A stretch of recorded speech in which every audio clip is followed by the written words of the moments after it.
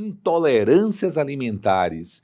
Qual o racional, professora, para que nós possamos estar contribuindo com nossos colegas para o uso de probióticos? Seja bem-vinda mais uma vez, querida e amada professora, que nós Obrigada, devemos a Flávio. honra de ser a mentora desse projeto Workshop SI.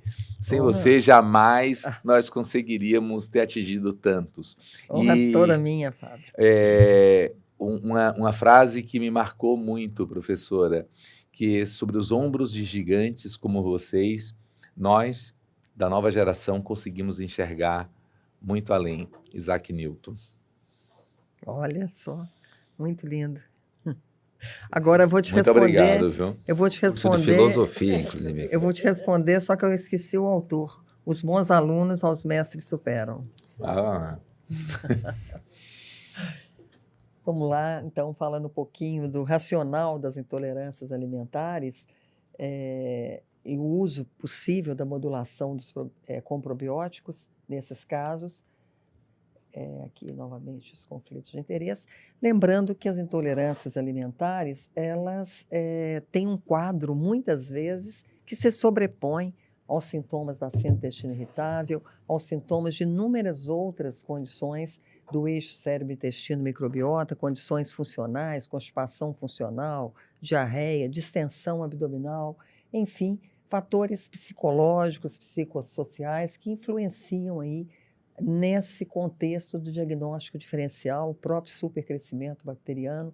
Então, a gente vai estar diante de um paciente que vai nos queixar de todas essas sintomas clássicos do intestino irritável, de um ou de vários deles, e que a gente tem que estar atento, então, para essa possibilidade dessas reações adversas aos alimentos, que tem aquelas alérgicas de reações mais imunológicas, não é aqui a nossa apresentação. Nós vamos falar daquelas não imunológicas, intolerâncias, ou então também as hipersensibilidades, como a clássica hipersensibilidade ao glúten. E nisso a gente tem encontrado na literatura o impacto do quanto a dieta é importante na microbiota, o quanto os pacientes com intolerâncias específicas, por não produção de enzimas específicas, por má absorção, vão ter um impacto, então, na sua microbiota.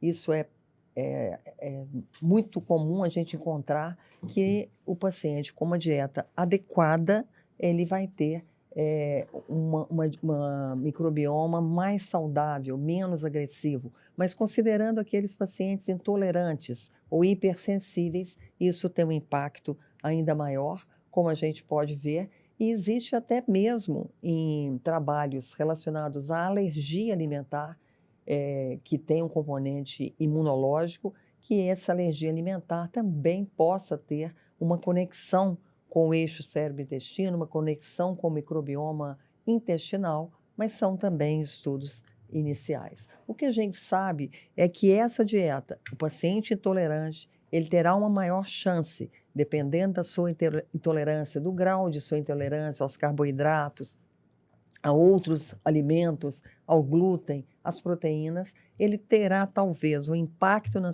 no seu microbioma e, consequentemente, todo aquele contexto que o Barbucci de forma tão clara nos explicou, desse eixo cérebro-intestino.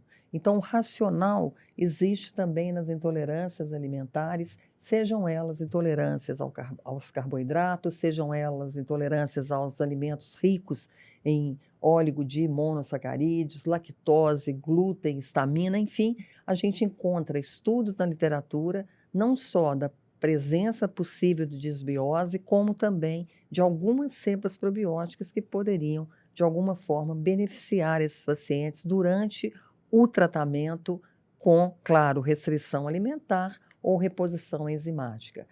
Existem vários mecanismos para explicar a geração de sintomas desses pacientes intolerantes.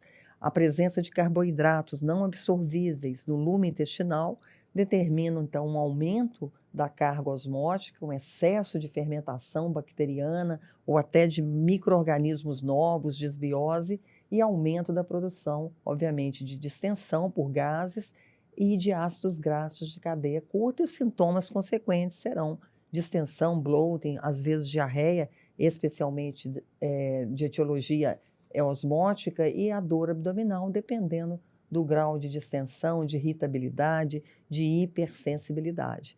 A mais frequente das intolerâncias que a gente realmente vê, e muitas vezes o paciente tem uma intolerância à lactose diagnosticada, mas o consumo que ele faz da lactose não impacta os seus sintomas, então é o bom senso mesmo encontrar esse limiar da intolerância de cada paciente com a intolerância à lactose, mas aqui considerando o microbioma, vejam aqui nessa publicação do professor William Shea, há 2 anos atrás no American Journal, mostrando a prevalência da deficiência de sacaridase nas pacientes com síndrome do intestino irritável com diarreia. Até 35% dos pacientes, em 2 universidades americanas, professor Shea de Michigan, mas também um estudo complementar comparativamente com os pacientes do Texas, da Universidade do Texas, mostrando que em torno de 35% a lactose, mas também a sucrase, a maltase, a palatinase, ou seja, intolerâncias que a gente na prática vê, mas especialmente a lactose. Como que a gente trata? Nós podemos, a dieta vai ser a base, mas fazer a suplementação com lactase. A lactase é uma possibilidade. Hoje nós temos várias lactases disponíveis no nosso mercado e as preparações são diferentes, às vezes em pó, às vezes em mastigáveis, às vezes comprimidos. A gente pode utilizar e recomendar o uso sob demanda, não precisa controlar necessariamente todos os sintomas, o paciente pode reduzir a ingestão e complementar com a lactase quando necessário, e elas são diferentes, a gente tem que encontrar a melhor preparação para cada um dos nossos pacientes. Existe a possibilidade de a gente trabalhar com indução de tolerância, doses pequenas serem reintroduzidas de forma repetida dessa lactose, uma adaptação do colo a essa possibilidade terapêutica, e os probióticos, visto esse mecanismo fisiopatológico possível da desbiose participando aí dessa fermentação de micro-organismos. A lactase, então, essa é uma revisão sistemática mostrando os efeitos da suplementação de probióticos e prebióticos em pacientes com deficiência de lactase, ou seja, intolerantes à lactose, uma revisão sistemática de 2020, onde mostrou que a lactase exógena pode não hidrolisar completamente toda a lactose da dieta, com resultados que a gente sabe ver no dia a dia, de fato, muito individualizadas essas respostas, e a utilização de algumas cepas probióticas, especialmente lactobacilos, pode contribuir na redução dos sintomas ao regular a microbiota intestinal. Ao melhorar o padrão da microbiota, melhoraria automaticamente ou de forma coerente, melhoraria a formação de enzima da lactase e a ação da própria lactase exógena. Então, o uso de cepas microbianas específicas, sobretudo aquelas com atividade beta-galactosidase, tem se mostrado, sim, uma boa estratégia para obter um perfil microbiano melhor, consequentemente, favorecer a digestão da lactose, seja utilizado com a própria enzima lactase, seja utilizado numa dieta restrita de lactose, mas permitindo, então, a reposição, o reinício do consumo de lactose. Então, existe sim, Fábio, respondendo à sua pergunta, um racional com cepas específicas, mais uma vez, considerando até a possibilidade da associação da própria lactase do consumo conjunto de probióticos e de lactase. A gente sabe dessas intolerâncias que atuam aí na microbiota, no eixo cérebro-intestino, com uma série de alimentos, mas não vamos exagerar nessas restrições. Vamos seguir o grande mestre Hipócrates, nosso mestre maior, que seu remédio seja seu alimento e que seu alimento seja o seu remédio. Muito obrigada pela atenção. Perfeito, professora. É assim, como nós somos realmente alvinegros, né? O galo com o corintiano consegue realmente ter uma relação mais próxima do que o palmeirense, mas tudo bem. querido Ricardo Carla. Barbucci. Aí o senhor está bem enganado, Eu sou neutra. porque Eu Galo, sou Galo e neutra Palmeiras... nessa história. Carla equilibra. Eu tô neutra nessa história aí, nessa disputa. Não entendo nada disso. Mas fabuloso. Querido Barbucci, na sua observação, a utilização hoje do probiótico para otimizar, melhorar ou até mesmo ter uma possibilidade de forma adicional no controle do paciente com intolerância à lactose. O que você enxerga nisso, como a Du apresentou para todos nós? Bom, a Du já mencionou que os probióticos, eles são um método da gente modular a microbiota, né? E a microbiota é extremamente importante quando a gente fala de sintomatologia e intolerância à lactose, né? Primeiro porque a fermentação da lactose vai depender do número de micro-organismos que nós temos, então é muito comum fermentação excessiva e intolerância à lactose em pacientes com supercrescimento bacteriano.